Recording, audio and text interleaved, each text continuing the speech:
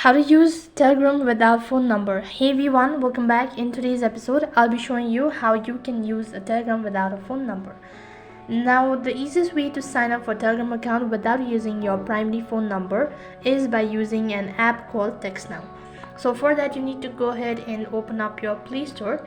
And on the Play Store, type in TextNow app. Once you see this application, click on the install button and then register for this particular account as well.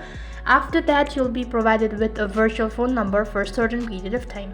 After that, you can enter in that particular phone number, and accordingly a code will also be sent to this particular application, that is TextMe. You'll not be able to receive your code on your Telegram or on your messages or on your default message, but you'll have to open up this particular application and then copy the verification or an OTP. After that, you can create an account. Now, unfortunately, Telegram is operated usually with a phone number. You cannot also use your email address, nor you can use any other sort of information. If you don't have a phone number, the alternative is that you can use this particular application, that is TextMe or TextNow application.